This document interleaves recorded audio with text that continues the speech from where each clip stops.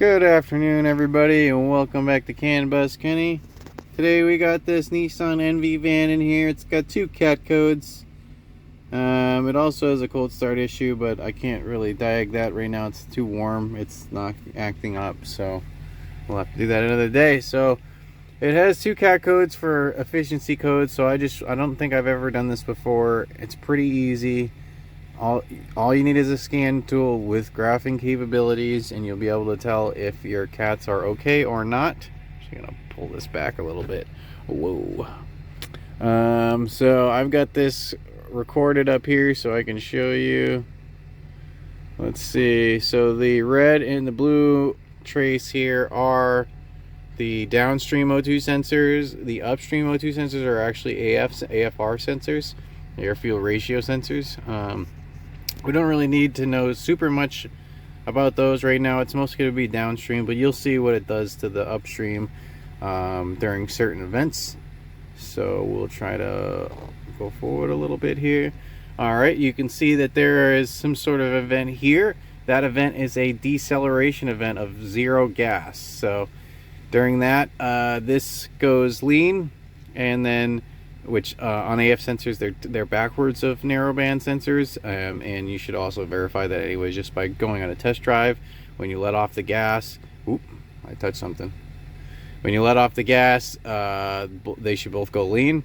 There should be a delay here between when the upstream goes and the downstream, and you see there's a little bit of a delay, but there actually should be more of a delay on this one, and that has to do with the catalytic converter not storing oxygen, O2. Again, that's what the O2 sensors measure, is oxygen itself, because the oxygen goes through a chemical reaction with the hydrocarbons in the gas. So a lot of half unburnt gas and hydrocarbons and all the nonsense going through the gas, and the cat heats up and releases the O2 to do some sort of chemical reaction with those hydrocarbons, and thus not polluting the atmosphere. And then if I go down a little bit more, you can see while I was driving, it was just normal steady driving here along this line here. I didn't do any wide open throttles, so we'll skip that part. But another way to check O2s is with wide open throttles.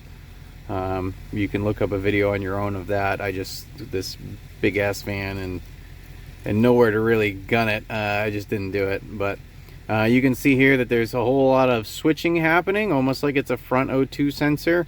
If there was a regular narrowband O2 sensor in the front, and that switching shouldn't be happening. That means that the lack of oxygen storage we can see here is also applying here, and you're seeing the rich lean that the computer is doing to keep it in a stoichiometric, perfect firing air fuel ratio.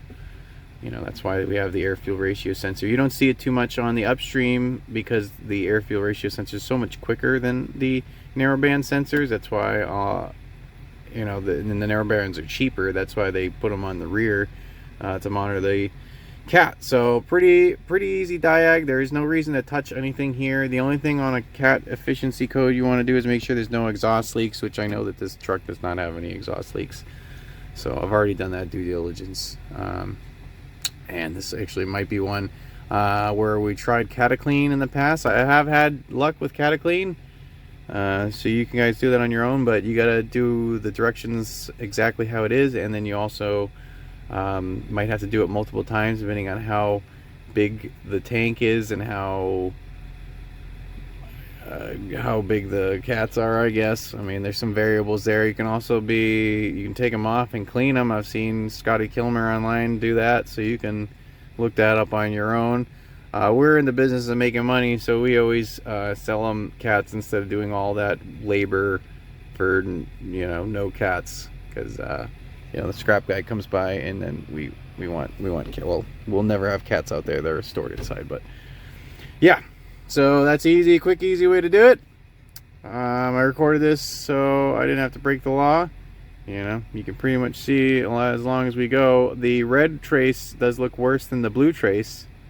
You can see that more often than you see the blue. So if we haven't tried Cataclean on this one yet, we probably won't, and we'll just sell them all the cats and O2 sensors. And the only reason why we're selling the O2 sensors is because they're on the cats, and we just don't want to deal with the point of damaging one on the way out, because we live in the Rust Belt here. So yeah, but like, comment, subscribe, do all that good stuff, and I'd like to thank you for watching. Have a great day.